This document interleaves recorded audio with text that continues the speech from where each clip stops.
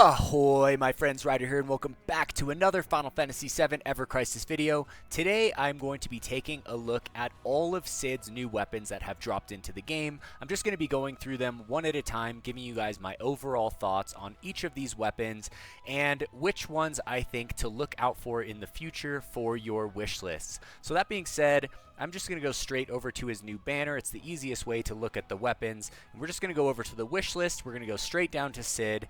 And I'm just going to be going through these one at a time. Now, I already did a to pull or not to pull video for the Rocket Lance, which is by far and large the best of all of these weapons. You know, there's no surprise there.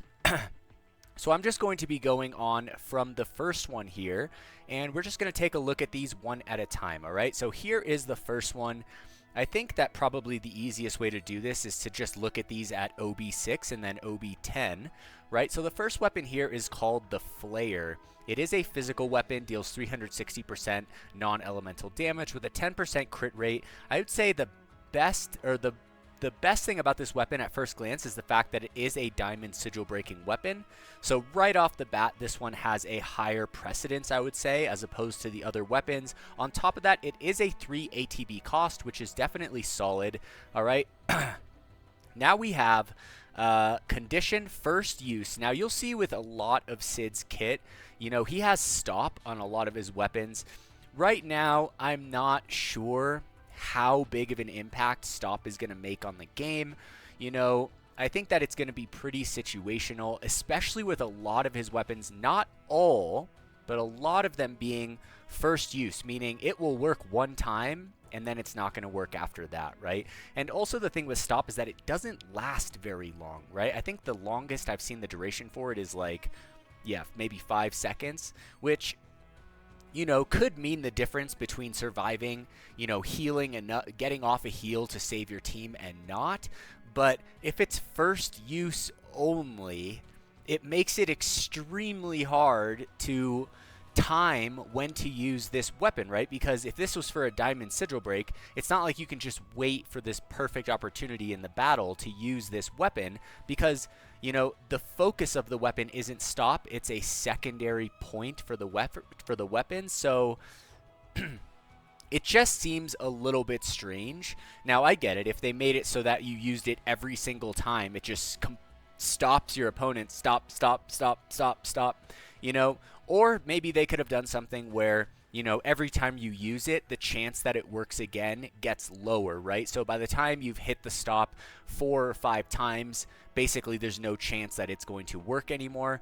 But I don't know how they would have exactly done that. But let's take a look at the R abilities on this weapon. So this has HP, physical ability, potency. We have the support abilities.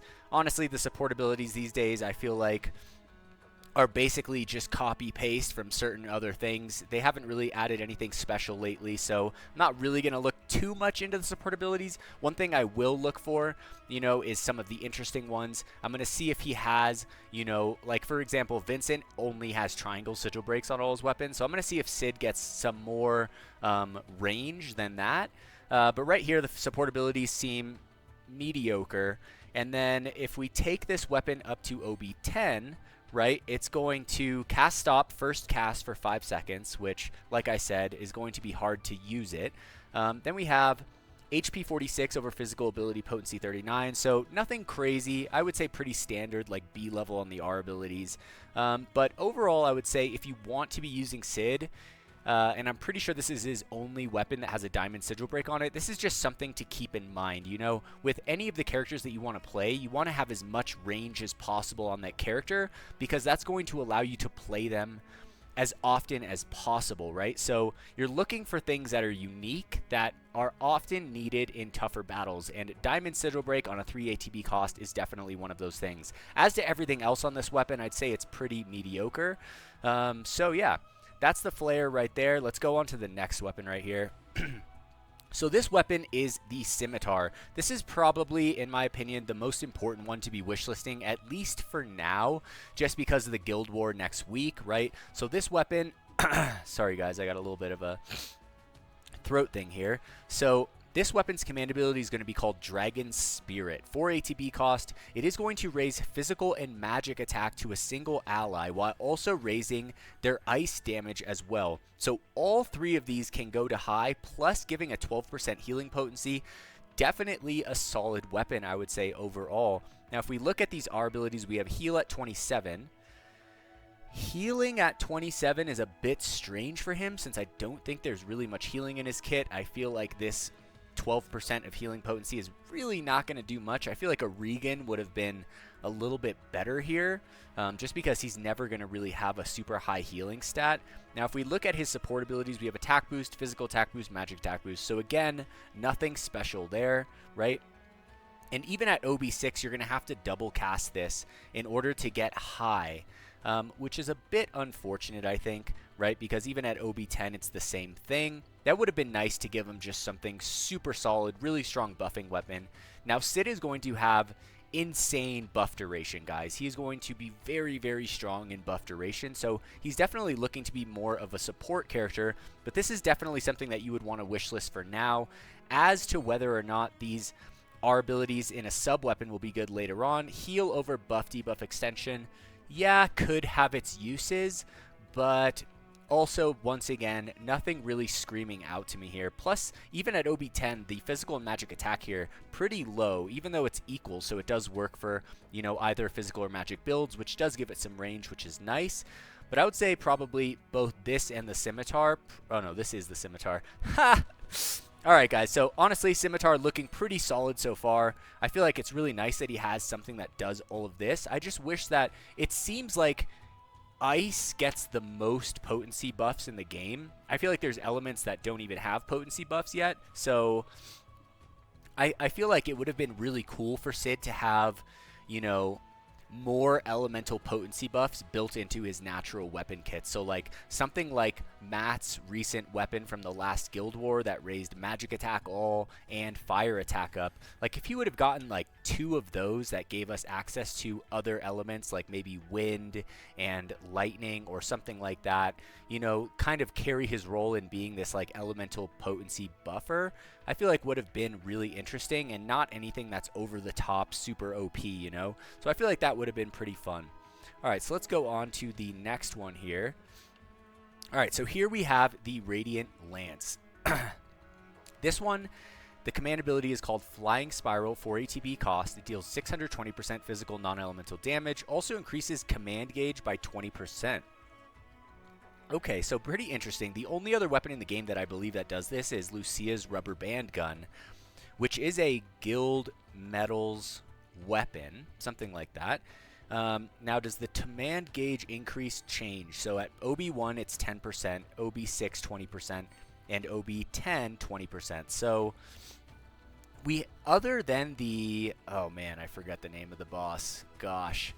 It's the boss from Red 13's little canyon story, right? So the boss that casts Dread, which lowers the rate at which your command gauge increases. Other than that boss, I don't think we've seen a single enemy where the command gauge is affected, other than maybe, yeah, even battle ranking. I don't think that this would really change it, to be honest, because that just increases the amount of ATB you need to cast an ability. So extremely niche. Not sure how often this will, you know, come into play, so probably not a wishlist item for me. You can slowly build this over time. Then for R abilities, we have attack, ability potency. If we look at it at OB10, and a lot of his R abilities are 31 over 52. So, you know, good, can be great. It just depends on the situation. And then we have support abilities, attack boost, physical attack. So we have X here. I believe that X is the same sigil break that's on his his limit break draw weapon. So he might be stuck into X like Vincent stuck into triangle, which is strange they do that because a lot of the other characters have multiple different sigils they can hit, and now they're doing this thing where certain characters can only do certain sigil breaks, which I feel like doesn't make any sense. But it is what it is, guys. I feel like it just makes Applebot's job harder when they're making boss fights and stuff like that to not give characters range. But we'll have to see. He might get circle, he might get triangle, so we're not going to rule that out. But this one so far, nothing really crying out to me legendary whatsoever. All right, so we've done 3. Okay, let's go into the fourth one right here. Here we have the Viper Halberd. Imposing stance, 4 ATB cost. This one raises physical defense to the self, alright, and magic defense to the self, both high. At OB1, it is mid. So at OB6, it does go immediately to high, plus a magic heal. The R abilities boost physical defense and magic defense, looking really solid there. All magic attack boost here, even though the weapon is a physical weapon. So once again, Applebot coming in strong, making choices that none of us understand. So let's look at the R abilities at OB10 here.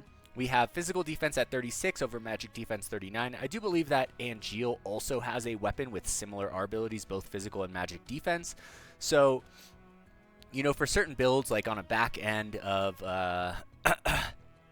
you know, on a tank, this could be good. Physical defense and magic defense increased seems niche because most of the bosses in the game tend to focus either physical or magic defense.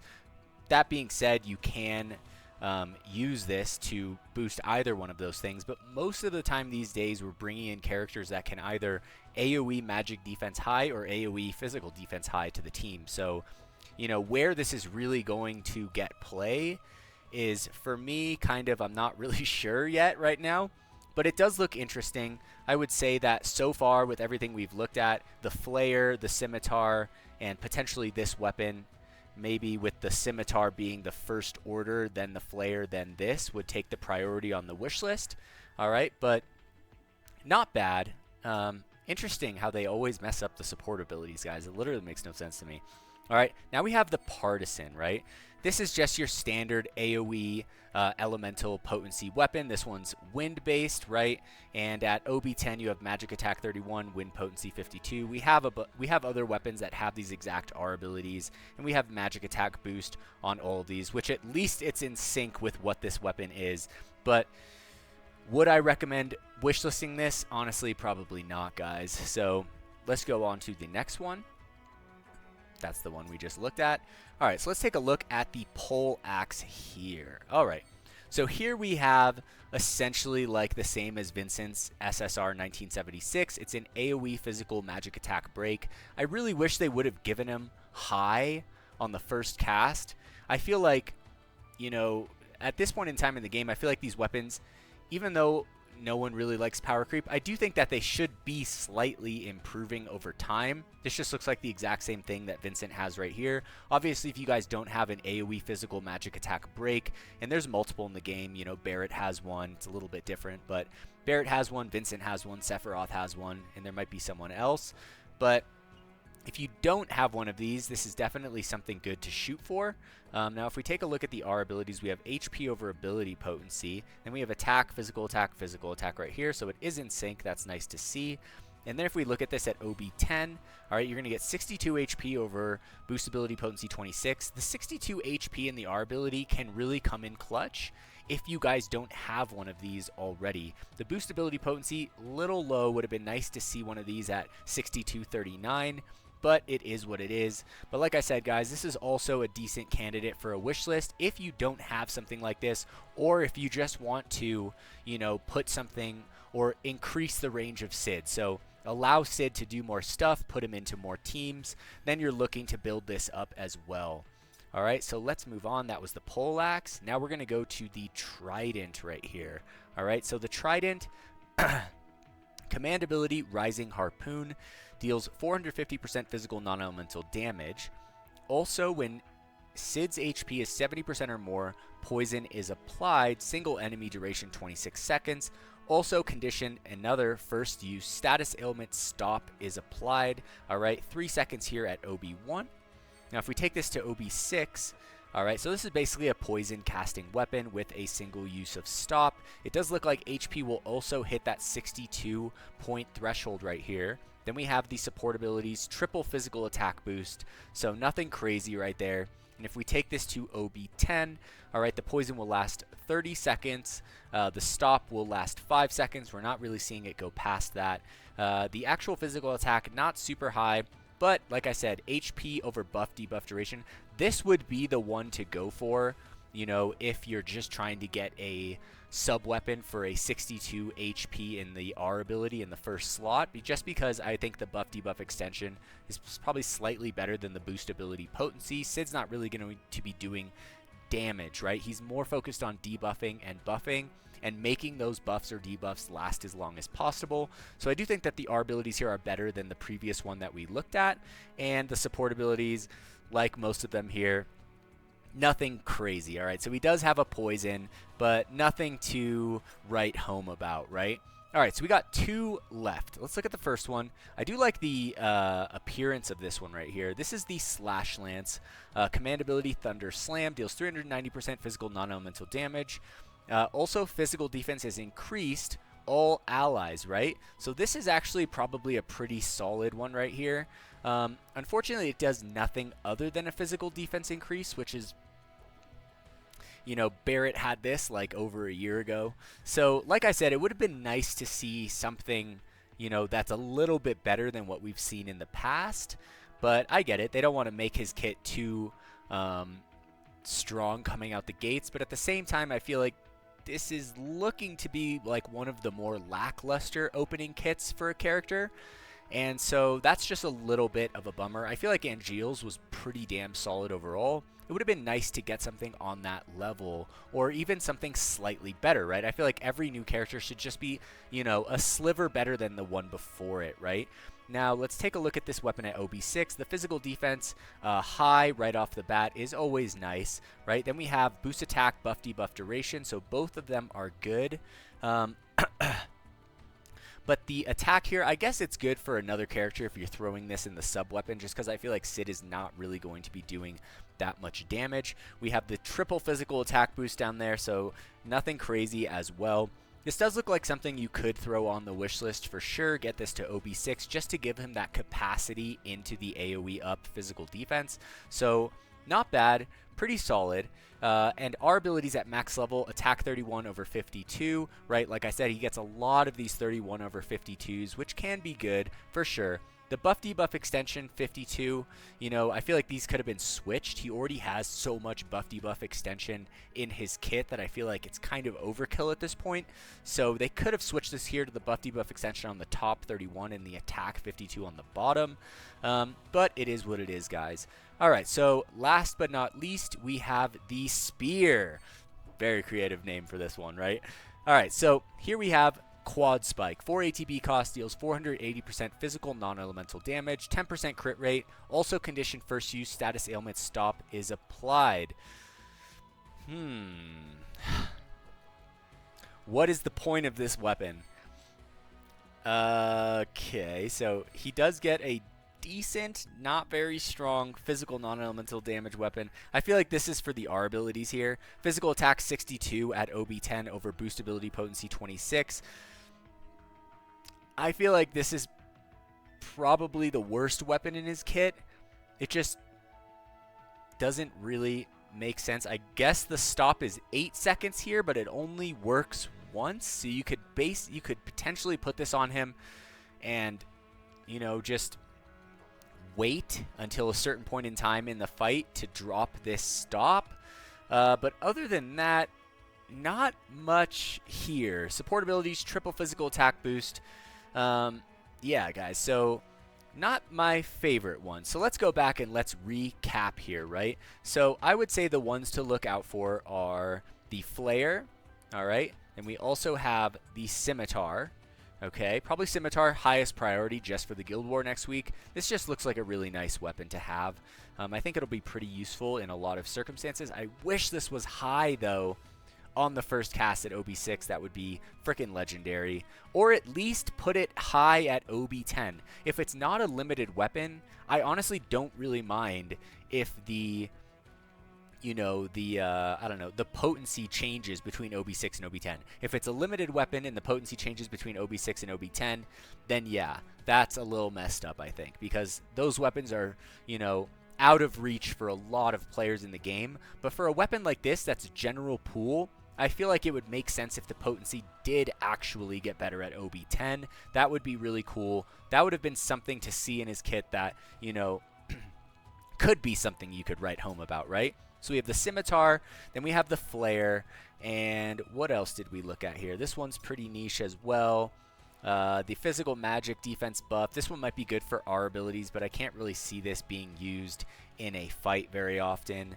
Then we have the AoE wind one, not something to wish list. This one right here, which is essentially a Kuja's Spear Blade, not as good as a Kuja's Spear Blade because that one will go AoE high on the first cast at OB6, but essentially the same as Vincent's SSR 1976, right? This is something you can throw on the wish list. I don't know if it's a super high priority. It just depends on if you have one of these weapons already. If you do, it's obviously not a super high priority. If you don't, then it definitely is more of a high priority, right? So we have, let's see here, we had the Scimitar, the Flayer, the Pole Axe. All right, and I think there's one more here. It's definitely not the poison weapon. All right, it's the Slash Lance. All right, so there's 4 weapons that you could potentially looking at, and this is just going to depend on your account, guys, what you guys have. Do you have someone that can do AoE physical defense high to the team, right? And if you don't, then obviously this takes a higher precedent. But essentially, I think there's really only 4 here, right? So I keep forgetting the names. The Slash Lance, we have the Pole Lance, we have the Scimitar, and we have the Flayer. The other ones are not pretty crazy. I wish that Sid had more in his kit than what we have to see here. I saw that I was really excited for Sid, guys. Super excited. Saw the costume stats, amazing. Costume aesthetics, and I know some of you guys really love it, and I'm so happy for you guys that do, but just for me, you know, I just felt didn't quite do it for me, right? And also his general pool weapons, also not quite doing it for me. I feel like these should be, like I said earlier, an upgrade to previous characters that have been newly released. But that being said, guys, those are going to be my choices for his weapons, which ones I think are the best ones. I'm curious if you guys disagree. I'm always happy to hear, you know, opposing thoughts to my own opinions, just because I'm always willing to learn, right? And the way that we can best learn is from hearing different points of view. So I am happy to hear that. Drop some comments if you guys have some suggestions for me. That being said, I hope you guys enjoyed this video today. If you did, please don't forget to drop a like, subscribe to the channel for more Final Fantasy VII Ever Crisis content. I will catch you guys on the next one. Peace.